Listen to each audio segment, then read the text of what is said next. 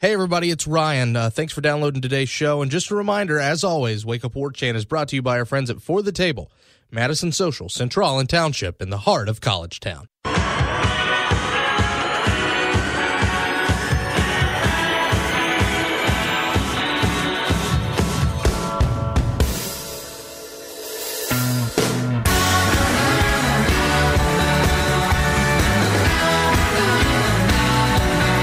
That's right, ladies and gentlemen, from Tallahassee to Thomasville and from coast to Atlantic coast, it's time to Wake Up War Chant here on 97.9 ESPN Radio, and it's a very happy Friday morning, August 18th, to you and yours. You're currently listening to the voice of Ryan Kelly. I'm the director of digital media at warchant.com. We got a special show for you today, a different show for you today, and it comes at a really good time because yesterday's practice was kind of slow, not a lot of information coming out of it, but we've promised you all week that we're going to do a Q&A. And for our first Q&A, our own Gene Williams joined us. We recorded that last night, and we just kind of got rolling. We had a little bit of fun, and by the time we looked up, we had done 35 minutes worth of radio. So we're going to bring you that whole thing in its entirety today. It's a 3-segment show today, so I will let you know our commercial break with our fine sponsors is going to be a little bit longer in between those two, but then you're going to get 35 minutes of uninterrupted radio. So stick around for our fine folks that pay the bills around here, and then get ready for 30 straight minutes of sports talk, 30 plus, should I say.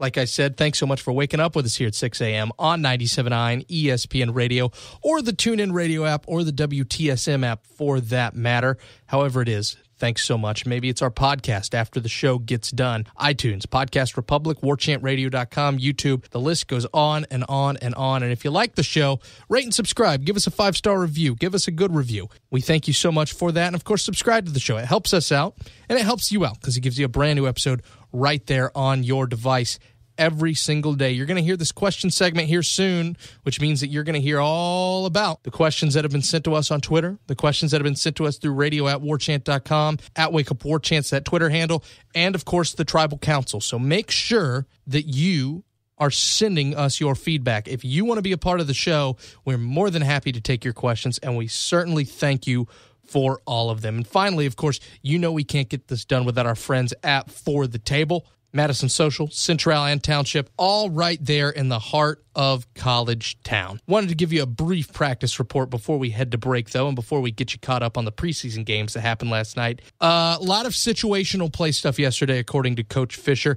He wanted to see how they handled the dog days of camp. He seemed to think that they did all right. He didn't seem overly thrilled, but at the same time, he didn't seem like he was completely... I don't know. I don't know how to take him because he said the effort was good. He liked what he did, but he didn't seem overjoyed about yesterday until Keith Gavin got brought up. Good Lord. Quote, he would run himself till his legs fall off. I'll take a zillion Keith Gavins. Asher Wildman and I talked about that last week. How's he going to fit in? How's he going to do when he's not just the only superstar on that team? And I think he's been answering that question all fall camp. He's been doing it with flying colors. He's been really, really good. Not a ton of injury news to be aware of other than that Bavion Johnson's out. He would not specify what exactly it was. But outside of that, that's really what we got here. Derek Nottie is a quiet leader, according to him.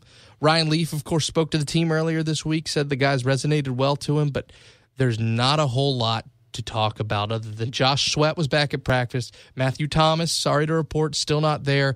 George Campbell not participating, or excuse me, he was not dressed to participate. Alex Marshall, Dontavius Jackson, Nate Andrews, Adam Torres, Brady Scott, and Jalen Wilkerson all held out of practice. That's all we got for you. But like I said, on the other end, we're going to have a ton of stuff for you regarding Q&A. I was very, very impressed by the amount of questions that we got. We got questions ranging from what's your favorite sports memory? What's your weirdest sports memory? What do you think of the college football playoff this year? Should running backs redshirt? No, that's just a small taste of what you're going to hear here soon. But before we do that, we got to catch you up on the preseason games last night. All 3 Florida teams in action yesterday evening. And folks, before I get into this, let me just say this right now. Coach Marone, Doug, if you're listening, I know you're not, but please indulge me here. You got to do something about Blake Bortles. That was as bad as I have ever seen out of a quarterback, and I get it's the preseason, and I get you're coming off a week where you beat the Patriots, but good Lord, fix this. It's the fastest 2 minutes in football, and it starts now.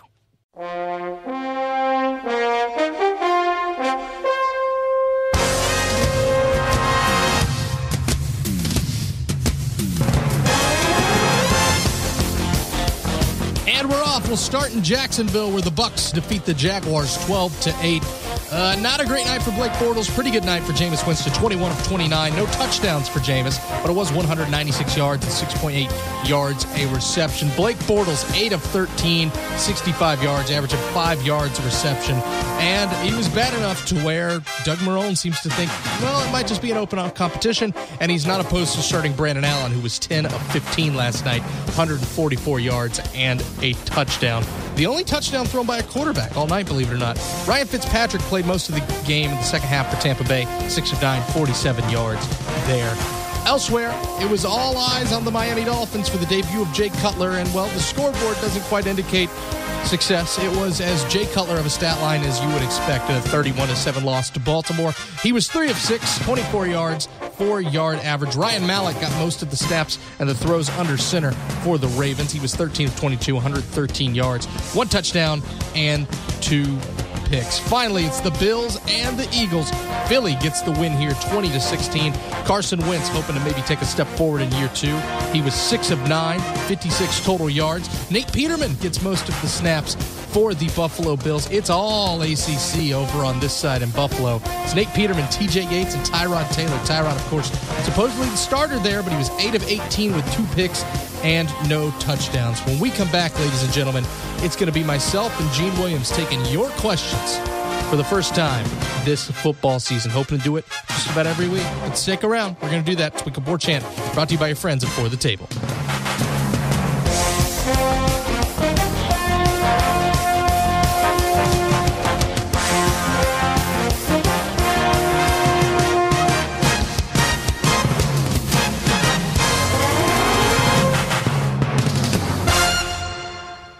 Yes, Florida State just landed a 5-star commitment. I don't see that anywhere online.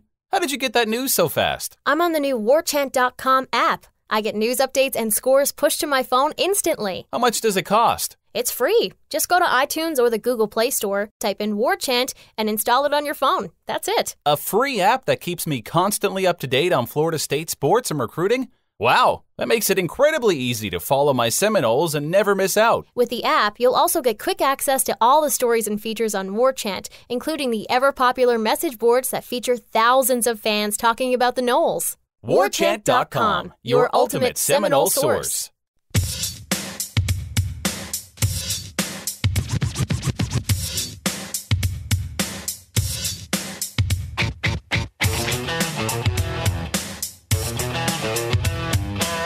All right, welcome back to Wake Up War Chant here on 97.9 ESPN Radio, Friday edition, brought to you by our friends at For the Table, Madison Social, Central, and Township, all there in the heart of College Town. As promised, it's Friday, and we said that Friday we were going to do our first Q&A segment. I haven't come up with a clever name for this segment, and so if you have one, tweet at Wake Up War Chant, tweet at me, email us, do what you got to do, just like you send in your questions, and we thank you for those, by the way. But for the first Q&A, there really couldn't be anyone other than the founder and administrator of warchant.com, Mr. Gene Williams, who joins us via the phone line. Gene, how are you, sir? Hey, Ryan, TGIFing, man, getting looking forward to going to your neck of the woods this weekend. So that's right. You have a fantasy draft, don't you? Yes, we do, over in J-Town. How long have you been doing that league? Because I feel like every year since I've known you, you've been headed for that trip. Yeah, this is kind of crazy. We actually, I want to say it's going back, man, probably 20 years. I mean, when we started the league, it was the old time where there was no internet. Just again, aging me, no internet. So I'd have to get the USA Today on Monday and sit there and manually score all the fantasy things. So it's come quite a long way since then. I honestly don't know how before the internet people did fantasy football. I mean, hats off to you, but manually scoring it, good Lord. Yeah, no, it was not fun. So it's much easier now. It takes some of the, everything's spoon-fed. You've got enough fantasy drafts now. You don't have to really research. Everything's laid out for you. So it's taking a little bit of the fun away, but I definitely wouldn't give it up.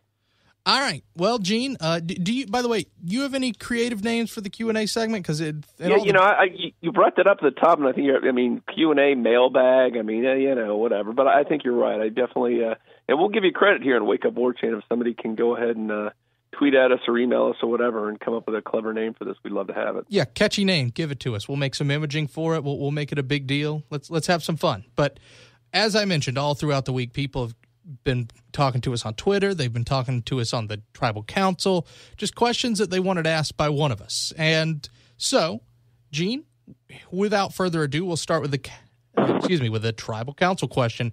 And that's, want to make sure I'm saying this right, Cap TLD _63 on the Tribal Council. Or no, Cap TD _63. Want to make sure TD, Yep, Cap TD. Gene or Ira, I was wondering the question. We have 3 quarterbacks on scholarship behind DeAndre. Who will win the second string and the third string job? JJ hasn't proven himself, and the other 2 are freshmen. Goes on to talk a little bit more. So, worst case, we need someone who can carry the torch beyond DeAndre. So, that being said, I think the question kind of boils down to this, Gene. Can anybody beat JJ for that second string job? Yes, but I think this answer has a couple layers. It's not that simple. If something were to happen in game 1, first of all, you can probably kiss the game goodbye if something were to happen to DeAndre in the first half. Sorry to say that, but I think at that point, JJ probably would be your guy in a game like that. Since he's the only quarterback with experience, he's going to be your guy. But here's the next layer. Let's take that, third of the way into the season, something happens maybe for a game or 2, you need to bring someone out, or for the rest of the season. Again, the worst case scenario, of course, everyone's hoping DeAndre stays completely healthy all season. I think FSU needs that if they want to make a run at the playoffs. I really think at that stage, and I heard some really good things about James Blackman. I really thought he was the last guy that could be that, just because he's the most inexperienced. Obviously, he just enrolled over the summer, but I've heard such great things about him. I heard he had a really good scrimmage last week, so I'm starting to think he may be that guy, be that backup in case of that emergency. But who's the first one to come off the bench in a blowout situation? I think it's going to be JJ. If they can redshirt Bailey Hockman and Blackman, they probably would. But if it's an emergency situation where you need to have a quarterback start several games, I'm thinking once we get a little bit into the season, I think it could be James Blackman. I'm with you on this one, boss man, and that there's a lot of layers to this, and you've seen it with the offensive line a little bit. I know Ira and I have had this conversation on the show before.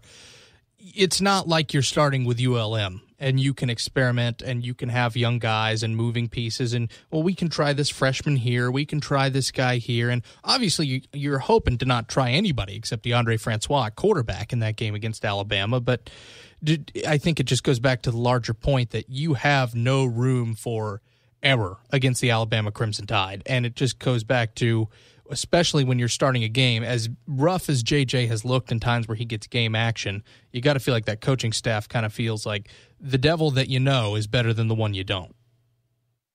Yeah, exactly. I mean, I think he knows the offense. Obviously, there'd be a lot of handoffs. You kind of have to rely on your defense in that situation. But you just cannot throw a true freshman out in what has been called the greatest opener of all time against the number 1 team in the country, put a true freshman out there in the game 1. It's just, you don't do that to a kid. I think that would be unfair. So I think, it would be, at that stage, it would be JJ. But again, I just, from what I've heard, so much buzz about James Blackman, I think he could be he's going to be the guy at some point.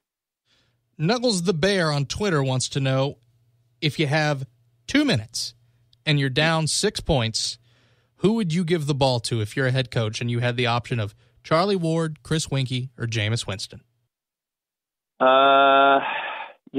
Based on what happened in 2014, I'd have to say Jameis Winston, just because, it was ridiculous. How many times did that happen? It seemed like it happened every other week he was put in that situation. He came through pretty much every single time with the game on the line. He played better. And, I'm a huge Charlie Ward fan, and, but he wasn't put in that situation quite as often as Jameis Winston was, and Jameis came through time and time again. So tough call, but I would like any of those options, any of those guys I feel good with, but I'd have to go with Jameis on that one. Let me play devil's advocate, though, with you, Gene, and I'll flip that 2014 scenario on its head. How many of those last-minute drives were needed because of Jameis Winston turnovers?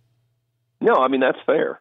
We've discussed that before. He had some horrific first halves in 2014 with ball protection and just making some crazy mental mistakes. But again, that wasn't the hypothetical. The hypothetical wasn't that last minute or two. You got a quarterback back there. Who do you want? I want Jameis. I'm with you. I would probably take Jameis Winston, probably Ward second. I feel like Chris Winkie maybe sometimes doesn't get his due over the other two, but at the same time, I mean, that 99 team was wire to wire. They didn't play a ton of folks close outside of that first half against Virginia Tech and maybe a couple other instances in that season. But I think a lot of times, especially throughout 99 and 2000, it was just so kind of comfortable for FSU outside of a couple of those Bowden Bowls that you didn't really get to see a chance of what they would do with their backs against the wall a lot. Yeah, no, I think that's true too. And you also had a guy like Peter Warwick who, I think that he kind of took a lot of the highlights. So even though Chris Winkie didn't win a Heisman, but boy, when you had Peter Warwick, he was so electric out there and did so much. And I mean, that was a nice crutch for anybody to have, and also guys like Snoop Menace and some of those other great players that he had around him. All right, back to the Tribal Council. 12-0 wants to know, should jersey numbers of previous FSU greats be retired for current and future players to wear? I mean, for a certain extent, that's already happened. I think I think the question maybe 12-0's trying to ask here, and I mean, if I'm wrong, he can correct me, is maybe he's talking about more the Jalen Ramsey thing from a couple years ago. Should retired numbers come out for stuff like that when Ramsey wore 17 on special teams? I mean, I don't see the big problem with it. I thought it was kind of cool that it was a special situation. It's not like he wore it every game. And I like that better than what I know once upon a time, maybe they still do it, Michigan does, where they have the patches where, this famous player wore this number or this famous player wore this number. I like the idea if somebody's good enough to where you should never wear it again, you should never wear it again. Yeah, I mean, that's the thing. If they made that proclamation that number is retired and they've told that player, I don't think you can just take it from them without their permission. Like you said, it worked out well with Jalen Ramsey because Charlie Ward gave his blessing. I don't know if you remember this. It's a little early, probably before your time. I don't remember how young you were, and obviously it didn't work out. But Dominic Robinson, back in the day when he was a 5-star recruit and the number one defensive back in the country, wanted that number 2. He wanted to be the next primetime, and Deion said you would have to earn it to get that number 2. Obviously, he never did. We don't need to go there. But the point is, I think the players, if they have the option to do that, if they have to give the blessing to the player, I'm all for it, but you just don't take a number away that's been retired. So as long as it works out in that scenario, I'm for it. I know there's a long discussion of the Tribal Council a couple of weeks ago where should they also retire more numbers? But the problem is you're going to run out. There have been so many great players. Just in the last couple of years, you'd have to retire the number of obviously Jameis Winston, Dalvin Cook. I mean, you're going to start running out of numbers real fast if you did that. Yeah, and I'm absolutely with you there in that I take a look at what the Jaguars have done, and that, they have the pride of the Jaguars. Every pro team has its Ring of Honor, and, the Jags have been around for, 22 years now, and there are, already 5 names in the Ring of Honor, and it's just you're going to run out of room if you just keep, well, this person was good for us for 3 years. There's a certain statute of limitations where, you can't just reward everybody. It's got to be someone who is truly special, who changed the face of either your college program or your franchise or something like that. Someone who went there and left and it was never the same. Yeah. And, that's one thing I think they could do better in Doak Campbell. And they've got obviously the area around the scoreboard, but I wish they'd have something, the numbers and the jersey numbers of all the retired players somewhere. You see it places like Clemson and other places. I think they do a better job of kind of honoring the former great players. I wish they do a little bit more of that around Doak Campbell Stadium, but you never know. Hopefully at some point someone will have if they get a sponsor for it, I'm sure they could do that, but would love to see that in Doak. I've always felt like not where they have the national championships on one side and the ACC titles, but like that space above it, above those secondary boxes at the varsity club. That's just blank space that to me is just screaming to have permanent numbers put up there. Yeah, no, I think that would be a great place. The varsity club's there. That's where you have the former players. So I think that would be perfect. And hopefully they do that. I know obviously getting the scoreboards up, and they've done some great work around Doak to make it look really cool in there. But, yeah, I think a little bit more looking back at some of the great players, and I think would be really nice. My old buddy Kevin O'Kelly on Twitter, KMOKelly11, wants to ask, is Matthew Thomas going to be on the field, or will the Unicorn retain his mythical status? It's up in the air. There's no doubt about it. Jimbo Fisher finally acknowledged it in public this week that there's a little something brewing behind the scenes. Yeah, my phone has been blowing up. I am so sick of this situation because I walk into restaurants, I walk into Publix, and I get approached by people asking me about it all the time. we're not going to go into details, and but there's a situation going on, and they're waiting for something to get resolved. And it sounds like, from what I've heard and from what Jimbo Fisher said, they sound like there's a pretty good chance things will get worked out, and he'll be back on the team by next week.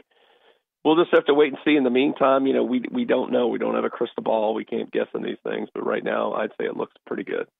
I would say, to me, one of the best things that ever could have happened is Jimbo Fisher addressing this publicly.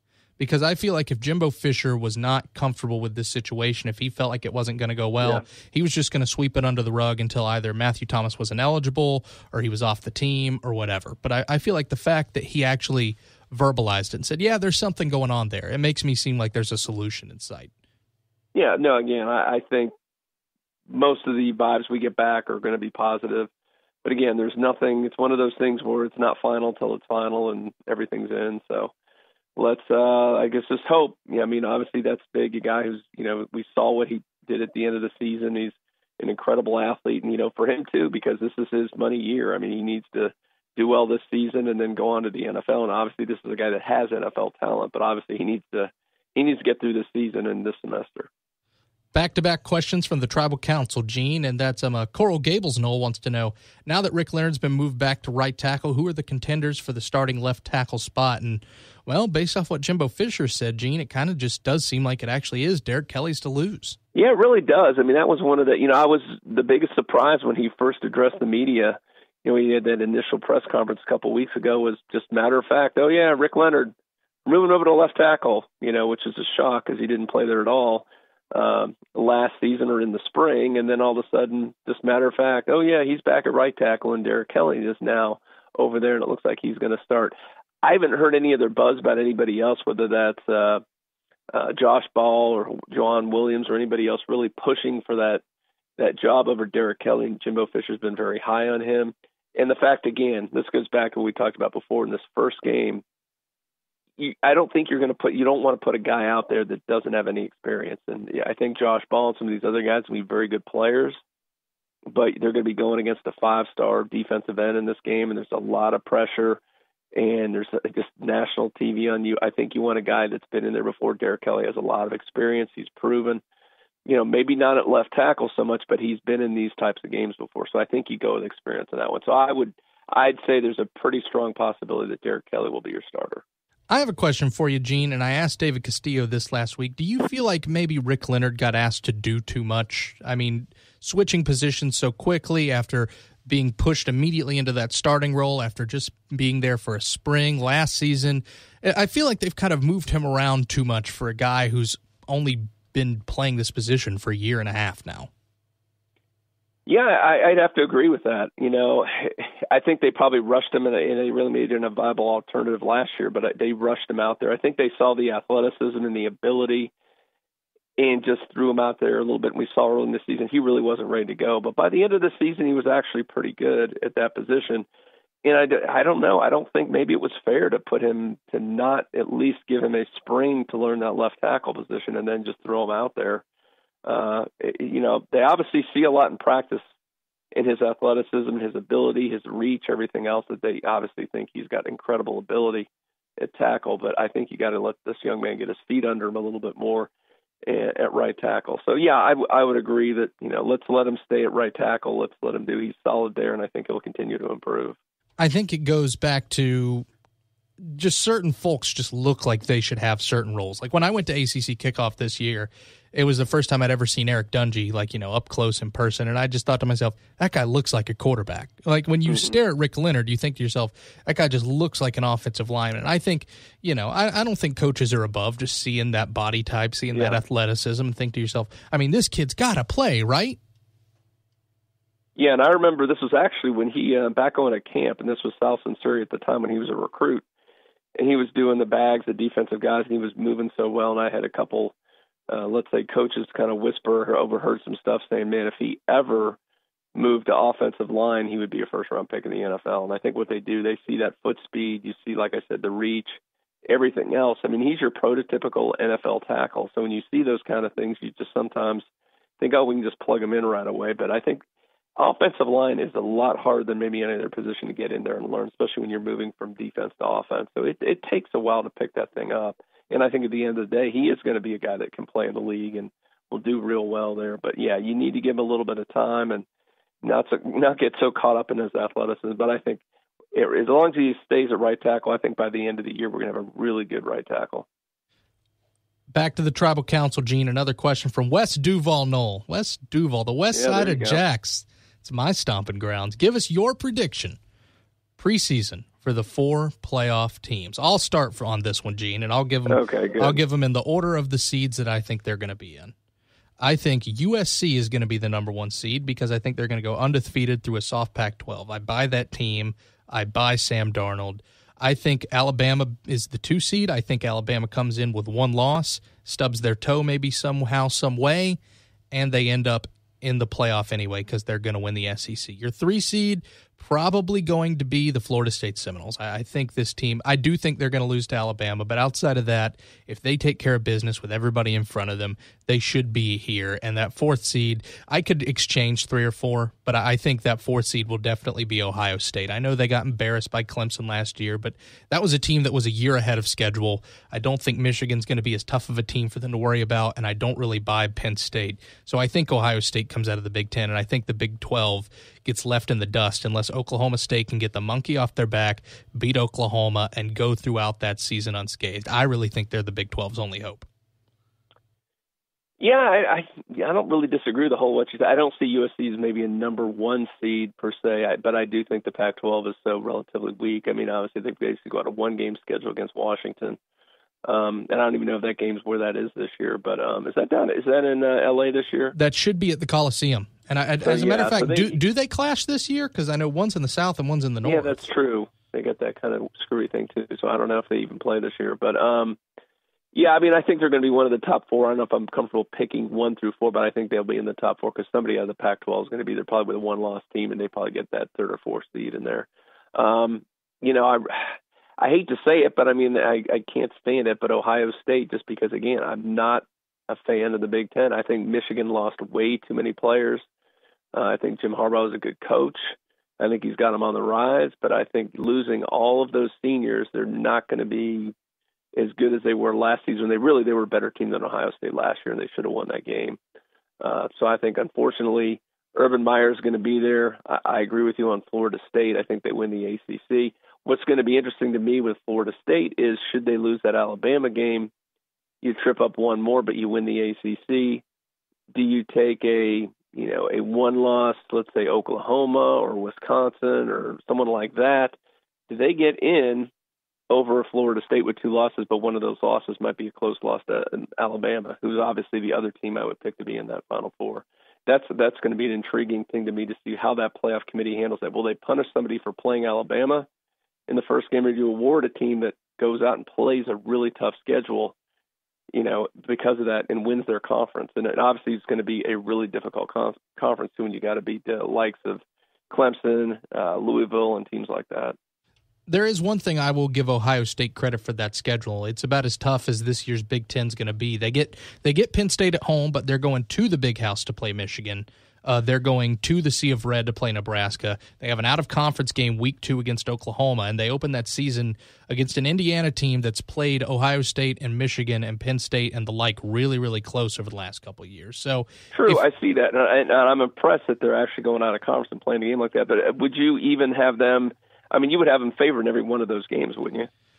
I probably would. I probably would. I mean, I don't. So they may lose one of those games, and a 1-loss team is going to be in. I mean, the only thing is, if Michigan's better than we think, I could see Michigan maybe being favored at the Big House at the end of the year. But then again, I mean, a lot has to happen for Michigan to be better than we think. Yeah, there's just so many. It's one of those things when you follow football for a while, you realize you kind of look back, and when a team doesn't win, you go, "Well, I should have known that," because there were so many variables. I think that's what you can add up how good a team is going to be. You go in, the more variables and things you really don't know about, the less chance they're going to be successful. So there's very little question marks. Like Florida State, it really comes down, I think, the main question is offensive line, unless there's some crazy injuries. So there really aren't a whole lot of questions. They're going to be pretty good. And on another note, Michigan, there's so many losses and so many question marks there. A lot of things would have to fall in place. If they end up winning the Big 12, you got to really give Jim Harbaugh his props, because that would be something if he's able to bounce a team back that's that young. On another note, Gene, we mentioned USC a little bit earlier. USC does not draw Washington out of the North. Oh, wow. They travel to Pullman to play Washington State. That's more their schedule. And actually, they do host Utah. So if you're going to draw two teams out of the Pac-12 North that aren't Washington, I mean, you could draw much easier. So assuming they win the Pac-12 tournament, the worst case they have one loss, they win that, they're in. And like I said, I think at that point they're probably number 4 seed. Yeah, that's fair. All right, our old buddy Tomahawk Chop on Twitter, who listens to us just about every day. Always appreciated over there, Ed. Bold predictions for any college football games in Week 1. I think he's trying to get one of us to pull the trigger on Florida State. And I'm not quite ready to pull the trigger on Florida State. But I will say this. When I saw that question, Gene, and I kind of rolled through this schedule, I mean, there are a couple good games, but this year's slate and opening weekend is nowhere even near what it's been over the last couple years. I mean, it's got the best game of any of them in Florida State, Alabama. But, I mean, Florida, Michigan, people are going to watch, but nobody expects them to, be huge major players in the college football scene. And, I mean, Auburn's playing Georgia Southern, USC's playing Western Michigan, Oklahoma's opening with UTEP, Clemson's opening with Kent State. Like, it's a lot of cupcakes compared to what we've been, I guess, spoiled by the last couple years. Yeah, I'm looking at it right now. Like you said, I would say Ohio State, Indiana one's kind of a little intriguing. That could be an interesting game right there. I just don't know if I'm ready to pull the trigger on them, though. No. I'm saying it's going to be an interesting game. I'm definitely not. I would love the upset. I'd be doing somersaults, but I don't think that's going to happen. Really, yeah. I was going to pick Florida before, just because, again, first game with Michigan losing all those players. But, man, all the suspensions down in Gainesville, a lot of disarray down there. I don't know which way I'm going to go with that game. I think we'll have to do probably the Friday before we'll do our picks. But at this point, I mean, to me, that game's a pick 'em. Have you seen the line on the Michigan? Before the suspensions, Michigan was favored by 3. Really? Yes. Huh. Okay. So I would imagine that line's going to move towards Michigan. Wow, I don't know.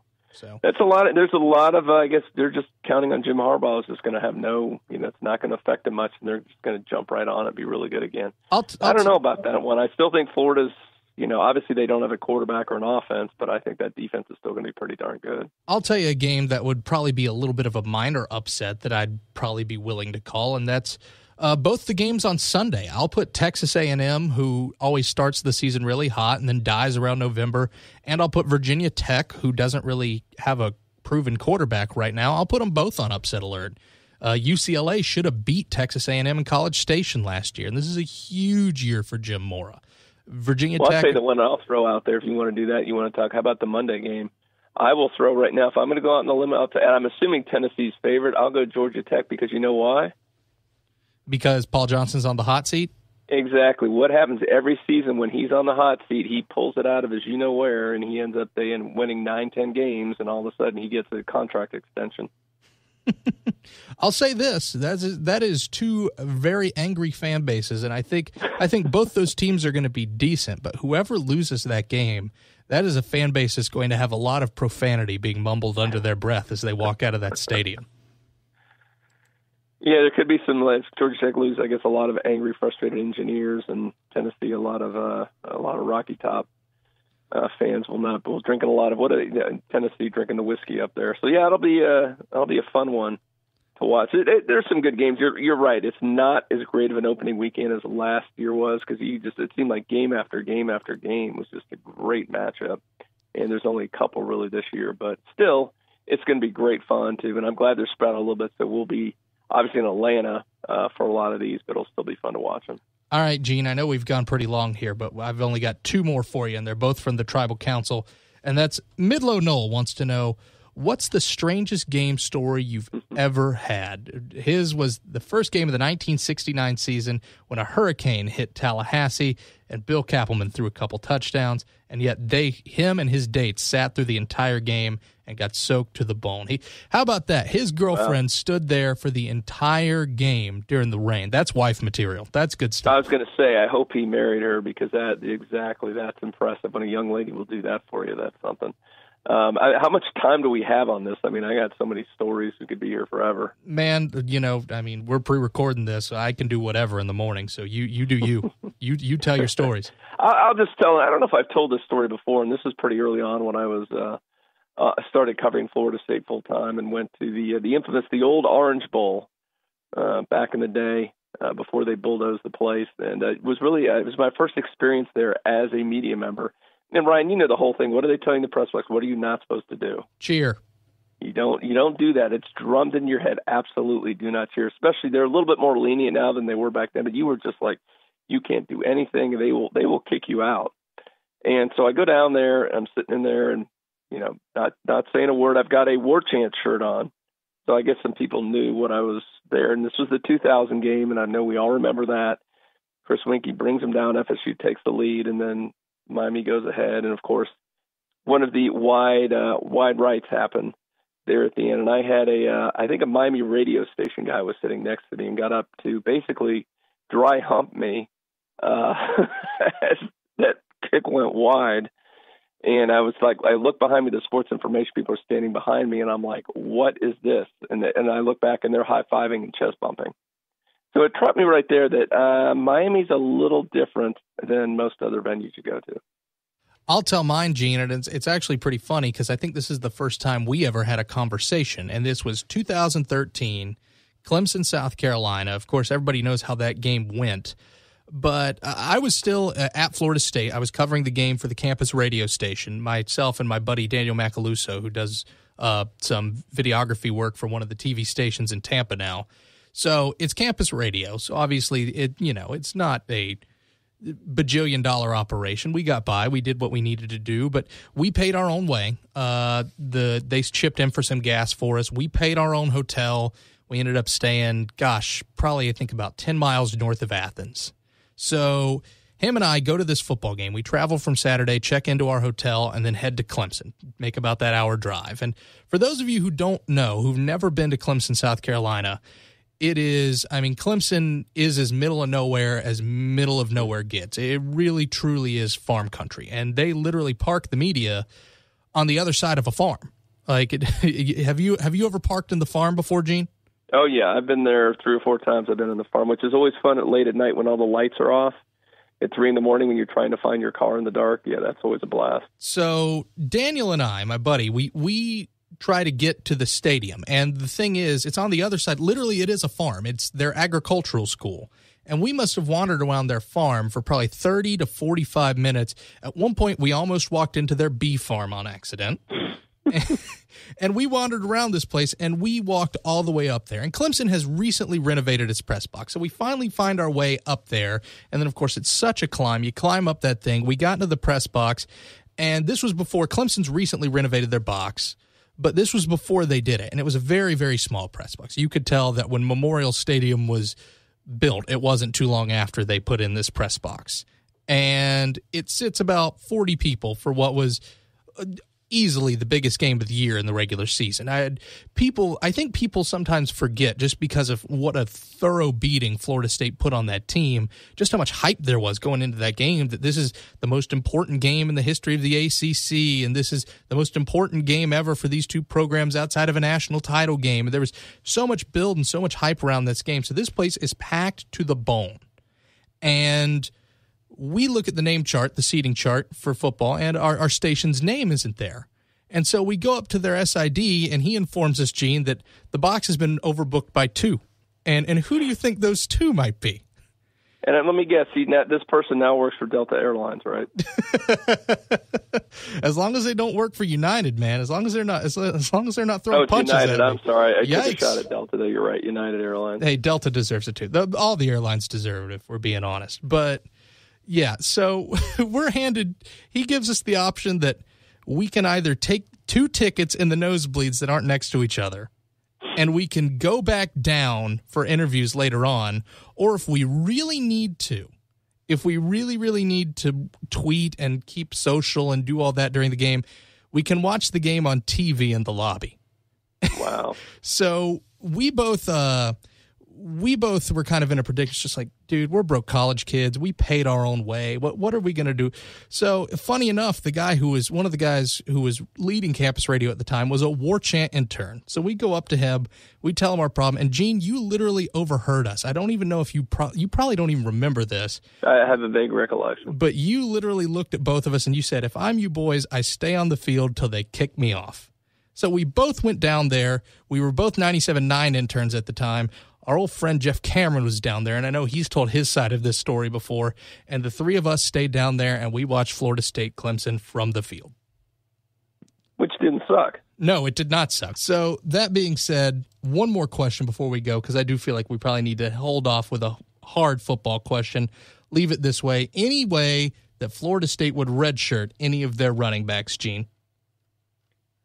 Gosh, I was looking at that when I saw that question. There's 7 guys at tailback, and I'm not even counting Jonathan Vickers because I'm more or less putting him at the fullback position right now. So there is a lot of guys on that thing right now. I don't know. Here's the thing. I would think going in, I was going to say, look, probably you would go logically to Quandre White, right? But the problem is what I've heard in terms of what scrimmage, he might have been the best running back at the last scrimmage. I think what's going to happen is in the first couple of games, obviously you're going to see Jacques Patrick, you're going to see Cam Akers, probably going to see Amir Rasul. If there aren't injuries, maybe one of those freshmen, either Laybourne or White, redshirt. But man, how do you redshirt a 5-star who's looked good too? I mean, he's looked fantastic. It's weird, but do you really want to play all these guys? Obviously Brian Green's in there. He's got experience. He's not going to redshirt. He's a senior. I think maybe White or Laybourne redshirts, but it wouldn't surprise me if none of them end up redshirting. Yeah, it's fair enough. I mean, I'm with you because there are so many good options, but at the same time, they all kind of bring something a little different to the table. They have all kind of liked what they've all done, so it's hard to put a finger on that one. But anyway, Gene, I know we've run for a super long time, but I appreciate you staying and hanging out with us and answering some questions. Absolutely. This was fun, man. Let's do it again. Absolutely. So we're going to put a bow on this, folks, right after this. It's Wake Up War Chant on 97.9 ESPN Radio.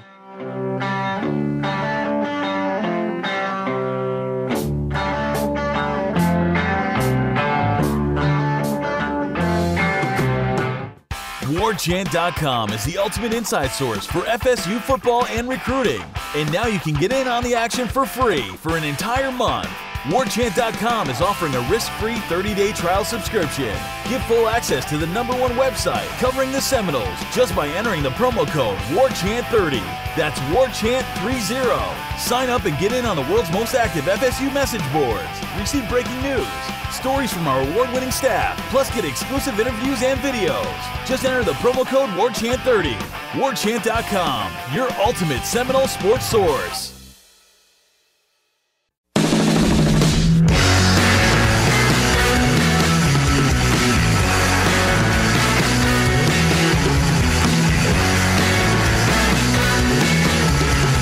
Wanted to give a little credit as we put a bow on it here on Wake Up War Chant 97.9 ESPN Radio. I don't think I ever said that last question about running backs getting redshirted came into us courtesy via Eric Cohn on the Tribal Council. So thank you very much for that. But, hey, thank you very much, ladies and gentlemen. Wanted to wrap this up, put it on in a good way, letting you know that, well, Wake Up War Chant is brought to you, as always, by For the Table. And For the Table is actually going to give you a great deal with you and some of your best fans and friends. And, of course, your best fans and friends are, of course, your Florida State family. So make sure you're headed over to Knoll Family Dinner over the weekend on Sunday night. You're going to have yourself a great time with a great experience, whether it be at Madison Social, Central, or Township.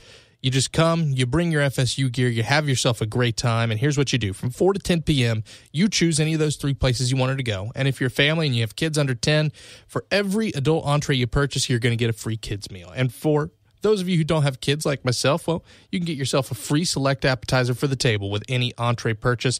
That's limit 1 appetizer for every 2 people. That's Sunday between 4 and 10 p.m. You know right where it is. It's right there on Madison Street in the heart of College Town, right next to the old IM Fields. It's a great time always in College Town, and I know I said it at the beginning of the week, but we're getting to the place where that place is going to be hopping very, very soon. Football's so close, ladies and gentlemen, and I know you're just as happy about it as I am. My thanks to Gene Williams for joining us for such a long time today. That was a great segment. Hope to keep those things going. And again, if you have a suggestion of who we should have on the show for Q&A or just a question, send it our way, radio@warchant.com. Mike and Mike's up next on 97.9 ESPN Radio.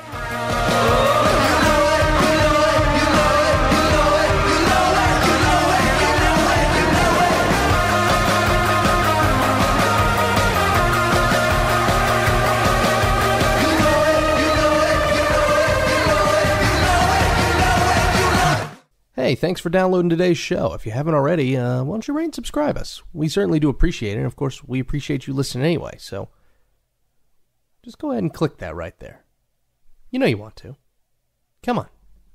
Come on. Thanks again for letting us do the show. We love giving you all the football, basketball, baseball, recruiting, all year round. Not just football season, not just spring practice, but hopefully giving you the freshest and newest FSU content every day. Thanks, guys.